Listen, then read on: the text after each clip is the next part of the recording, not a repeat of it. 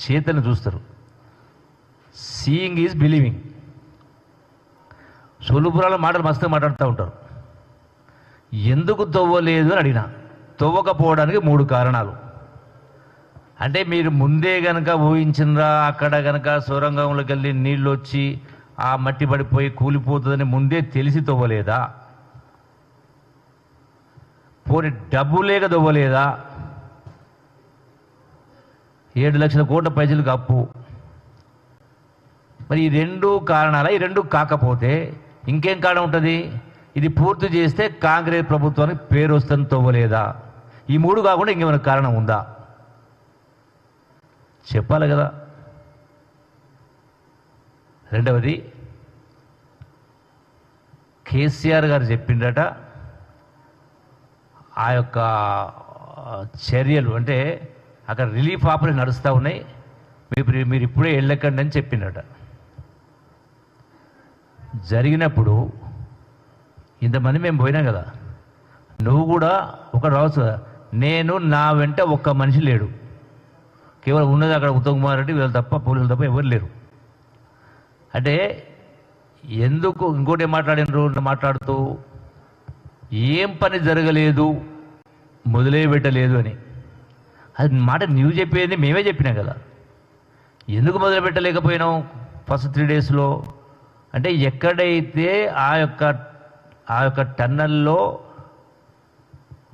ఆ భూమి పొరల ఉన్నటువంటి లోపభూయిష్టమైనటువంటి అంటే సాఫ్ట్ సాయిల్ కావచ్చు, ఫ్రాక్చర్స్ పొరల కారణంగా సడన్గా ఎక్కడో వాటర్ ఉంది, వాటరు మట్టితో మొత్తం వచ్చి కూలిపోయింది.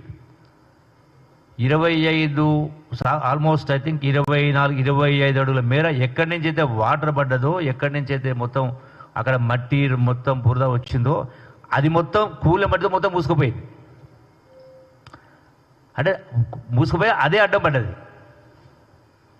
అంటే మళ్ళీ అది తీస్తే అది మళ్ళీ పునరావృతం మళ్ళీ కూడా వస్తుందేమో తెలియదు కదా.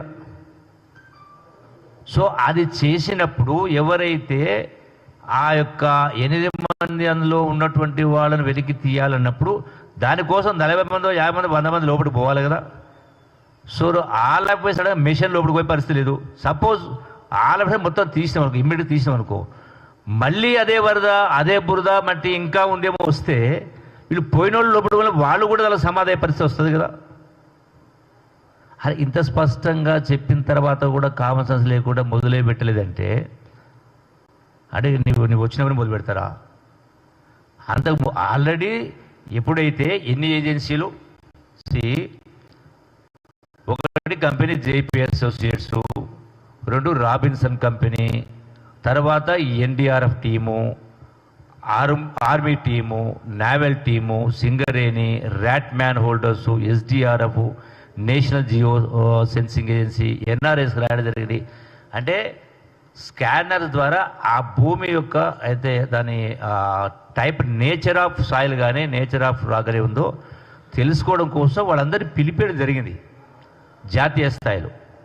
అంటే వాళ్ళందరూ పనిలోకి వచ్చిన తర్వాత 3 రోజులు వాళ్ళే సజెస్ట్ చేశారు. యాక్చువల్ మేము ఇమీడియట్గా ఇది చేద్దామనే పరిస్థితుల్లో ఇమీడియట్గా చేస్తే ఈ ప్రమాదం ఒకటి పొంచి ఉంది, దానిపైన స్పష్టత లేకుండా చేస్తే మరొక 8 మందిని కాపాడపోయి మళ్ళీ 50 మంది లోపలి పరిస్థితి వస్తుంది అనే కింద వాళ్ళవన్నీ కూడా వెరిఫై చేసి చెప్పిన తర్వాతనే